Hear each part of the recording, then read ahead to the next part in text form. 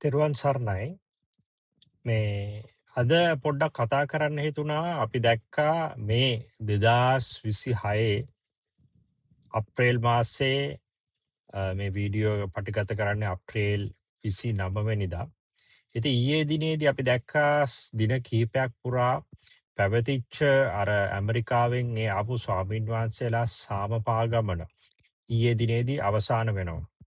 ඉතින් මෙන්න මේ සාමපාගමන දකිද්දී ඒක ඉතින් ඉතාමත්ම හොඳ දෙයක්. උන්වහන්සේලා ඇවිල්ලා ඒ සාමේ පණිවිඩය කියන්න ලංකාව වටේ ගිහිල්ලා, මොකද උන්වහන්සේලා ඇමරිකාවේ ස්වාමීන් වහන්සේලා මේ වගේ ගිහිල්ලා තියෙනවා. ඉතින් ඊට අමතරව උන්වහන්සේලා ඒ කියන්නේ ඉන්දියාව, එතනින් ගියාම අනිත් තවත් ආසියාතික රටවල්, ඔය කැම්බෝඩියාව, ඔය වගේ රටවල් කීපයකට ගිහිල්ලා ලංකාවටත් වැඩම කරා.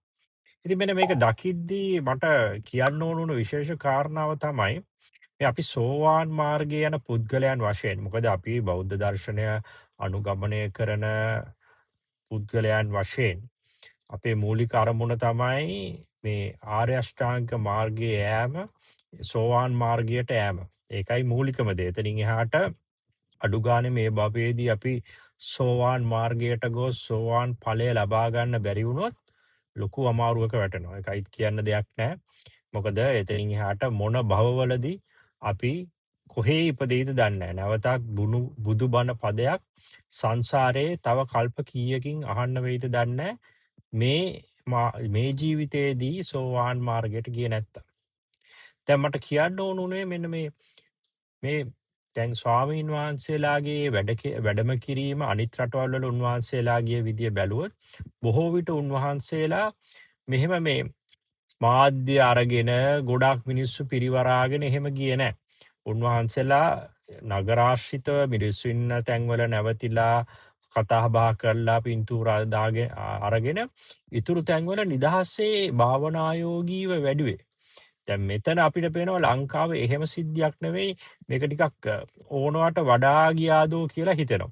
ඒක පැත්තකින් තියමුකෝ. ඒ කියන්නේ ඔය මාධ්‍ය ඇවිල්ලා මාධ්‍ය ආවරණය, රජයේ අනුග්‍රහය ලැබිලා මිනිස්සු ඒ මාධ්‍ය ආවරණය නිසා මිනිස්සු ඇවිල්ලා සමහර තැන්වල අපි දැක්කා ඒ වෙච්ච සිද්ධි.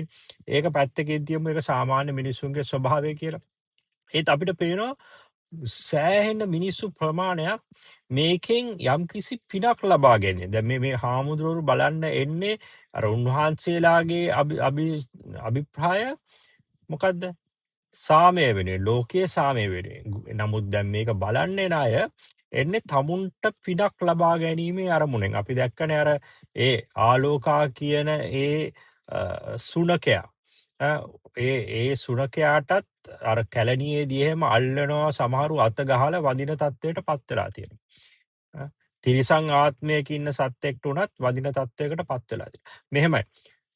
ඕනම දෙයක් ඒ කියන්නේ අර එතන මේ වැරද්දක් පවක් වෙන්නේ නැහැ. එතන අවිද්‍යාවක් තියෙන්නේ. එතනින් අර හිත සතුටු වීමෙන් අත ගහලා වැන්දත්, ඕක මේ වෙන පිළිමයකට වැන්දත් එතන මේ කියන්නේ තමුන් පිනක් බලාපොරොත්තු වෙනවා නම් එතන අවිද්‍යාව. ඒ කියන්නේ අනිවාර්යයෙන්ම අවිද්‍යාව මූලික කරගෙන පිනක් එනවා. ඒ කියන්නේ සසර වැඩිවීමක් එන්නේ. මොකද හිත සතුටෙන්න කරන්නේ වෛරයක්වත් නැහැ. කුසල චිතකින් උනාට ඒක අර අවිද්‍යාවත් එක්කෙන නිසා එතන අර සසර දික් කරන පිනක් තමයි එන්නේ. ඉතින් බල්ලට වැන්දට නිවන් යෑමක්වත් ධර්මය අවබෝධ වීමක් නෙවෙයි. අර නිකන් කවුරු හරි දැකලා සතුටු වුණාම හිතට පිනා යන්නේ. අන්න ඒ වගේ ප්‍රබෝධයක් එනවා. ඉතින් මූලික දේ තමයි ඒ අවිද්‍යාවෙන් තමයි මේ දේවල් කරන්නේ. කියන්නේ මොකද්ද බලාපොරොත්තු වෙන්නේ?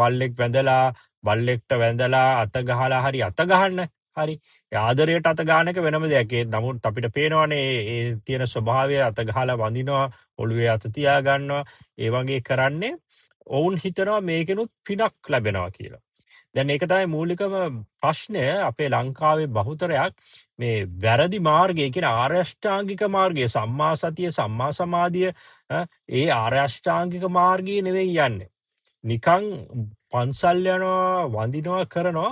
ඒ වුණාට ඒකෙන් අර බුදුරජාණන් වහන්සේගේ මූලික දේශනාව වන මේ ගිහියන්ට දේශනා කරපු ගිහි ප්‍රතිපත්තියවත් ඒ සෝවාන් මාර්ගය කරා යන ආර්ය අෂ්ටාංගික මාර්ග ප්‍රතිපත්තියවත් ඒකේ නැහැ. දැන් ස්වාමින් වහන්සේලා හරි පෘථග්ජනෙක් වශයෙන් ඒ අනේක සමහර විට බලන්න කැමති ඇති. ගිහිල්ලා සමහර විට මොන හරි දෙන්න පුළුවන් නම් කැමති ඇති. ඒක මම වැරදි කියන්නේ නෑ. නමුත් දැන් ප්‍රශ්නේ තියෙන්නේ මෙන්න මේ තියෙන උනන්දුව මේ තියෙන උනන්දුව සෙනග පිරිවැරලා පාවඩ දාලා සමහර තැන්වල කෙසෙල් කොළ දාලා ඔහොම කරන උනන්දුව තමුන් අර වෙන ස්වාමීන් වහන්සේ වෙනුවෙන් කරන ඒ කැපකිරීම ඇයි තමුන් වෙනුවෙන් කරන්න බැරි?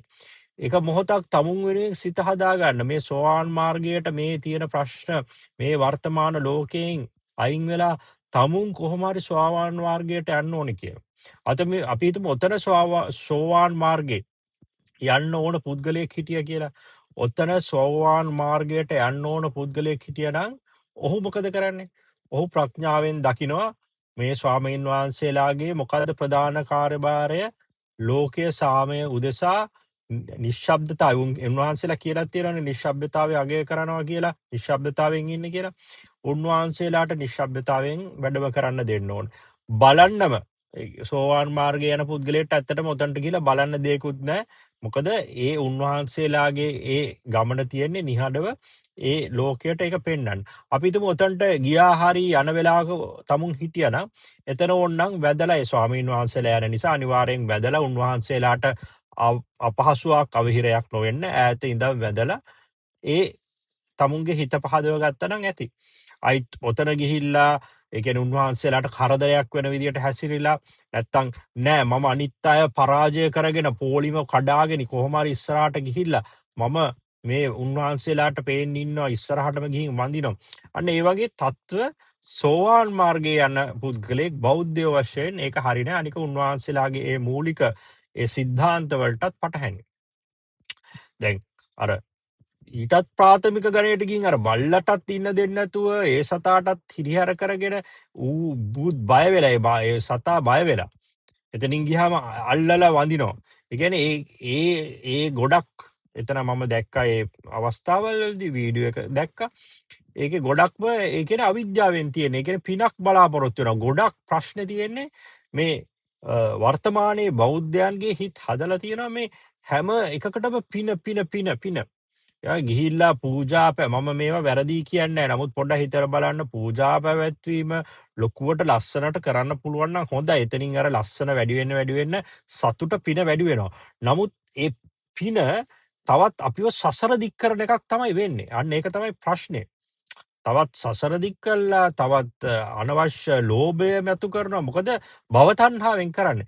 ගොඩක් අය ඔතනින් 90%ක්ම 99%ක්ම කරන්නේ මට ඊළඟ ආත්මයේදී හොඳ ජීවිතයක්, සපවත් ජීවිතයක්, දිව්‍ය ලෝකයට යන්න. දිව්‍ය ලෝකයට යන්න බැරි වුණොත් ඊළඟ ආත්මයේදී මිල මුදල් යාන වාහන ලැබෙන්නේ කියලා. එතන එහෙම කරපු ගමන් අනිවාර්යයෙන්ම තියෙන්නේ මොකද්ද? අවිද්‍යාව. පොඩ්ඩක් හිතලා බලන්න. දැන් අර මම ඔච්චර මේක කරන්න මේ පැහැදිලි කරන්නේ අර බල්ලා අත ගැනීමේ උනත් අත ගෑම සහ ඒ උට වඳිනවන්නේ පැහැදිලිවම පේන අර මුලින්ම රූපයක් ගියා වඳින එකක් තියෙනවා. එතන කිව්වනේ නෑ ඒ ස්වාමින් වහන්සේලට වඳින්න කියලා. පස්සේ අර කැලණිය පන්සලේ වීඩියෝ එකක් ගියා. පැහැදිලිවම පේනවා ඒ බල්ලාට අත ගගහ වඳිනවා. ඒ මොකද්ද අවිද්‍යාවෙන් මේගොල්ලෝ හිතනවා මේ වැඳීමමුත් පිනක්. ඒ කියන්නේ තමුන්ට හොඳ දෙයක් ලැබෙයි කියලා. නමුත් ඒකෙන් තේරෙන්නේ තමුන් ඊට වඩා අර අවිද්‍යාව නිසා තව සසර දික් වෙන ප්‍රමාණය කොච්චරද කියලා තේරෙන්නේ. ඒකේ මේ පාගමන දැක්කහම ඒක නැවතත් කියනවා හොඳයි ඒ ආපු එක හරි එහෙම ගොඩක් මේවා මාධ්‍යත් අනවශ්‍ය ලෙස ඇඟිලි ගහලා උන්වහන්සේලා ඉතින් ඔබට මුකුත් කියන්නේ නැහැ. අනවශ්‍ය ලෙස ඇඟිලි ගහලා අර නිහඬතාවය ඒ බෞද්ධ අනිත් රටවල් වල ඕක බෞද්ධ පාගමනක් විදියට ඕක ප්‍රචලිත උනේ ඔය මාධ්‍ය අනම්මනක් නැහැ. උන්වහන්සේලාගේ ගමන ලස්සන්ට යනවා මිනිස්සුන්ගේ ඔය වගේ ලොකු හිරිහැර නැහැ. දැන් මේක මාධ්‍යත් එක්ක ඇවිල්ලා මාධ්‍යෙන් අරහෙන් කියනකොට මිනිස්සුන්ටත් පෙළඹෙනවා මේව ඇවිල්ලා බලන්න. එයා මම ගියේ නැත්තම් අනිත් එක්කෙනා ගියා, එහා ගෙදර මිනිස්සයා ගියා අපිත් යන්න ඕනේ. මෙන්න අපේ නෑදෑයෝ ටික මේ ගමේ ගියා අපිත් යන්න ඕනේ. ඒ වගේ අර අනවශ්‍ය ප්‍රචාරය නිසා එකක් උන්වහන්සේලාගේ අර නිදහසට බාධාවක් වුණා. අනිත් එක තමයි දැනගන්න පුළුවන් වුණා ලංකාවේ බහුතරයක් හැමෝම නෙවෙයි.